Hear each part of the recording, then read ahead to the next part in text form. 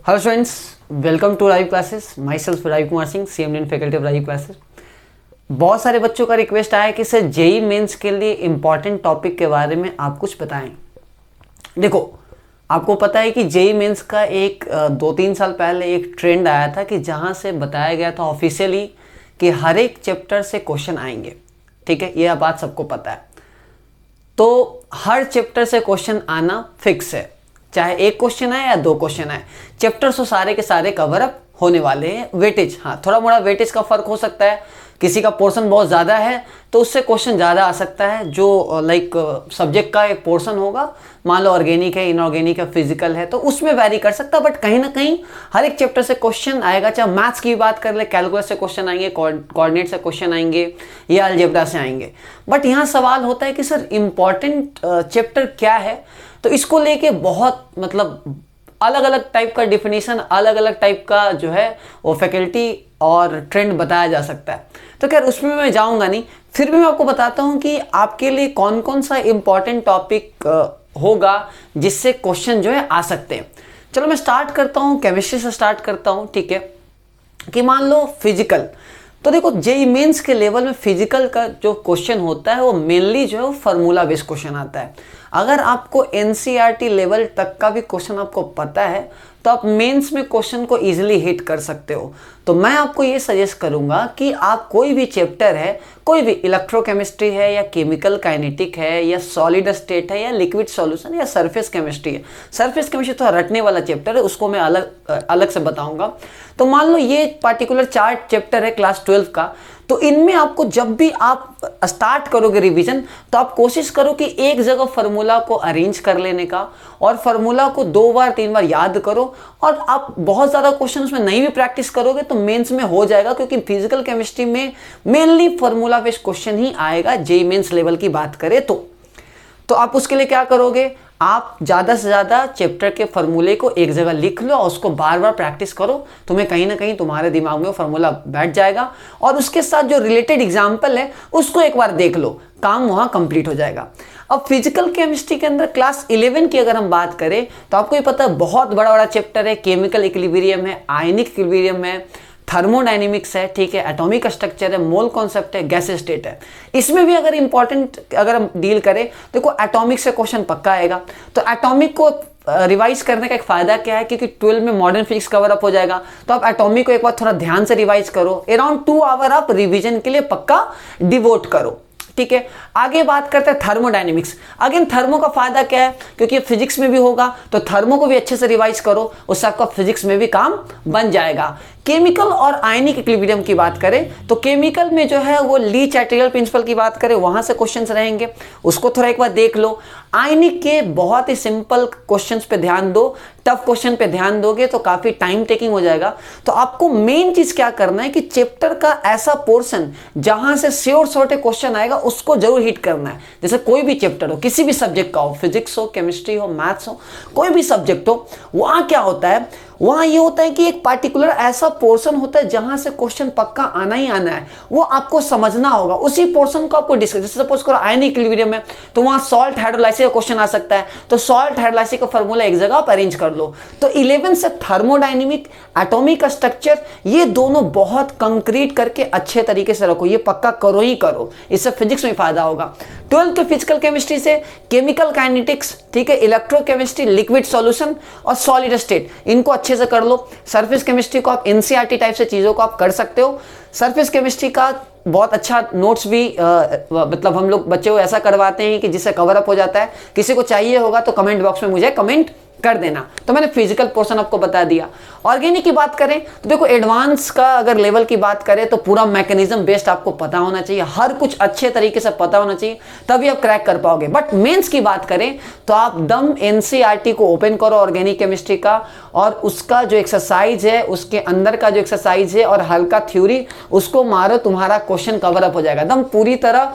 Reaction देखते हुए question आता है, हल्का बेस्ड मैकेनिज्म पे क्वेश्चन आएगा, बट डीप मैकेनिज्म पे नहीं आएगा। सिमिलरली लाइक जेईई एडवांस की तरह नहीं आएगा। तो आप आराम से एनसीईआरटी भी खोला जो कॉपी है, मैकेनिज्म के अंदर नहीं घुसोगे, बस रिएक्शन को देखना है, रिएक्टेंट क्या है, प्रोडक्ट क्या है, सबस्ट्रेट क्या है, इसको ध्यान रखो, रिवाइज कर लो। उसके अंदर भी अगर इंपॉर्टेंट की बात करें तो कार्बोनिल कंपाउंड्स को अच्छे तरीके से देख लो, कार्बोक्सिलिक एसिड को अच्छे तरीके से देख लो, अल्कोहल फिनॉल ईथर को अच्छे तरीके से देख लो, ठीक है, एरोमेटिक के रिएक्शन को अच्छे से देख लो, अल्काइल एड के रिएक्शन को अच्छे से देख लो, और आइसोमेरिज्म के अंदर ऑप्टिकल और ज्योमेट्रिकल देखो, काम बन जाएगा।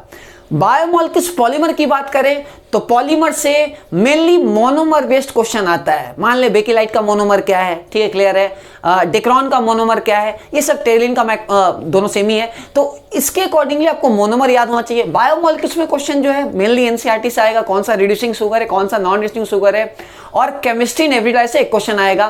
तो आप चाहो तो बायोमोलिक्यूल्स पॉलीमर तक कर सकते हो, chemistry in every life NCERT पढ़ो, अगर टाइम नहीं है मत पढ़ो, उतना याद करने की जरूरत नहीं है, ठीक है, उतना ज्यादा याद करोगे भूल जाओगे, ठीक है ना, तो आप पे डिपेंड करता है, आपके प्रिपरेशन पे डिपेंड करता है। अब आते हैं इनऑर्गेनिक के अंदर, देखो केमिकल बॉन्डिंग के अंदर फजान शुल्क को अच्छे से कर लो, काफी है, स्ट्रक्चर बेस्ड क्वेश्चन को अच्छे से कर लो, हाइब्रिडाइजेशन और स्ट्रक्चर पता होना चाहिए, ये इतना काफी है, मोर देन सफिशिएंट है, जिससे तुम्हारा काम बन जाएगा, ठीक है। उसके साथ ब्लॉक केमिस्ट्री की बात करें, S block, P block, DNA block, सिर्फ और सिर्फ एनसीईआरटी बेस्ड क्वेश्चन को करो और इधर उधर मत करो, तुम्हारा काम बन जाएगा। इसके अंदर भी इंपॉर्टेंट की बात करें तो पी ब्लॉक को अच्छे से पढ़ो, ग्रुप 13, 14, 15, 16 है, 17, 18, लेकिन आप ग्रुप 15 को अच्छे से करो, पक्का क्वेश्चन आने वाला है, ग्रुप 16 को अच्छे से करो, ग्रुप 18 को अच्छे से करो, इससे पक्का क्वेश्चन आने के चांसेस रहते हैं। 11 में ग्रुप 13 को अच्छे से करो, सही रहेगा, ठीक है, क्लियर है। डीएनए ब्लॉक से एक क्वेश्चन पक्का आएगा, उसको एक बार देख लो। तो ये पूरा होल केमिस्ट्री का रहा।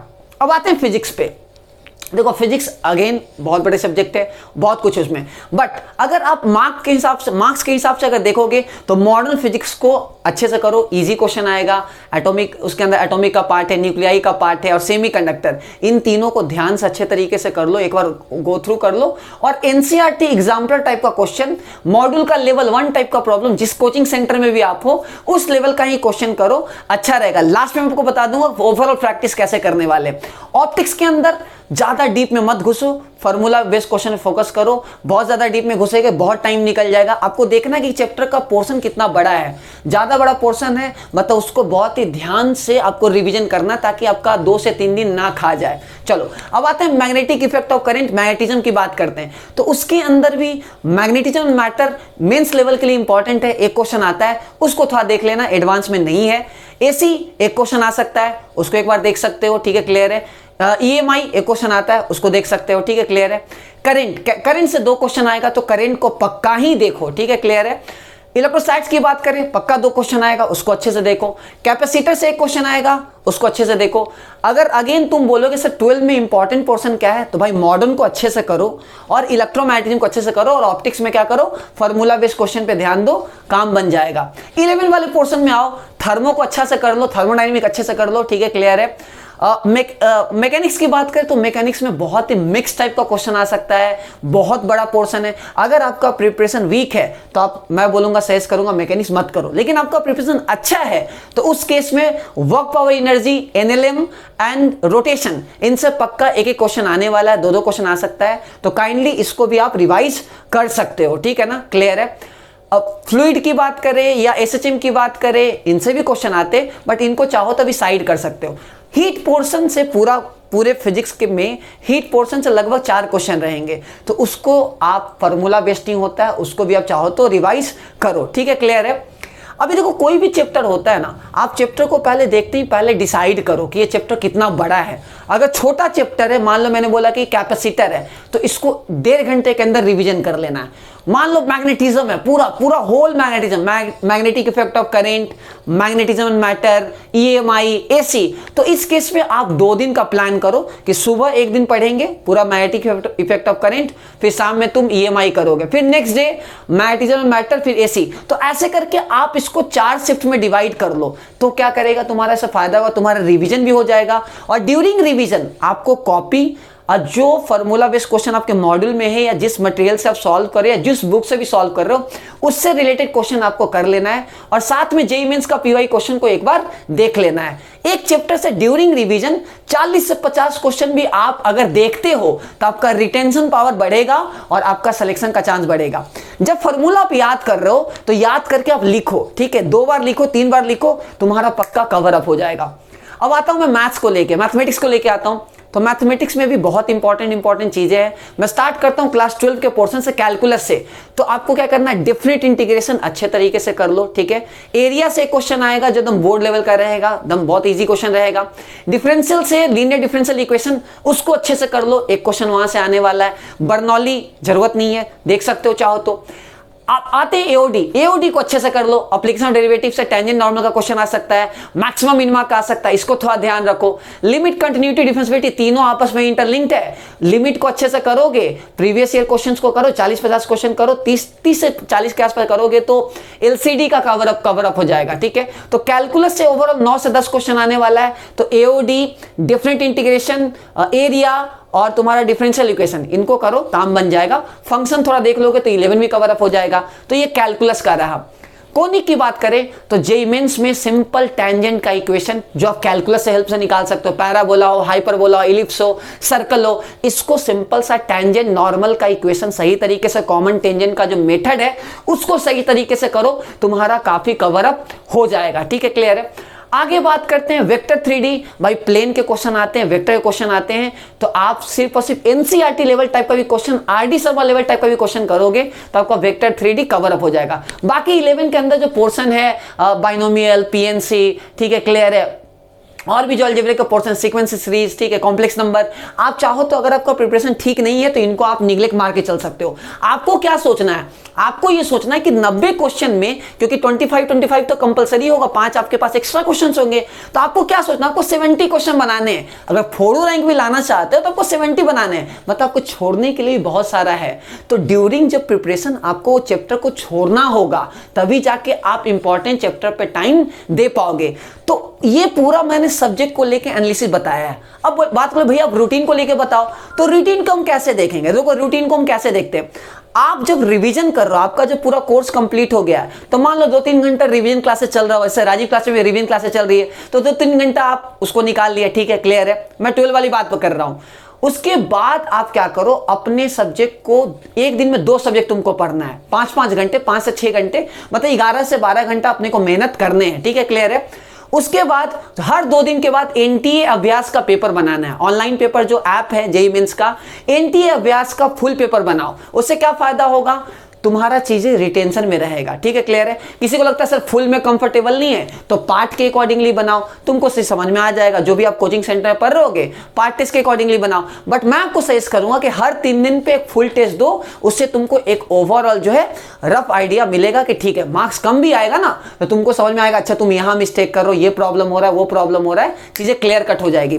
तो चैप्टर को देखते ही पहले माइंड में प्लान कर लेना कि इसको 1.5 घंटा रिविजन में डालना है, 1.5 घंटा थ्योरी प्लस क्लासरूम का एग्जाम्पल, उसके बाद 1 घंटा जेईई मेंस का पीवाईक्यू क्वेश्चन, और उसके साथ लेवल 1 लेवल 2 जो भी जेईई मेंस टाइप का क्वेश्चन है, कोई अगर बुक बनाता हो तो एनसीईआरटी एग्जाम्पल टाइप का क्वेश्चन करेगा, उसका वो चैप्टर कंप्लीट टिक मारो और आगे बढ़ो। उसके बाद हर 3 दिन में तुम चैप्टर को क्या करो, एक बार देख लिए, सपोज करो 3 दिन के बाद तुम एक फुल टेस्ट दो, फिर 3 दिन चैप्टर रिवाइज करो, फुल टेस्ट दो, एक दिन में 2 सब्जेक्ट कवर अप करो, काफी सफिशिएंट है। ये पूरा रिवीजन का स्ट्रैटेजी जो है तुम फॉलो करोगे, तुम्हारा मेंस में पक्का जो है वो अच्छा खासा स्कोर आ जाएगा। तो ये मैंने पूरा रफ सिनेरियो आपको बताया है। स्टिल किसी को और भी जानना है तो आप मुझे कमेंट बॉक्स में कमेंट करो, मैं तुमको रिप्लाई करूंगा। Okay, take care guys, best of luck.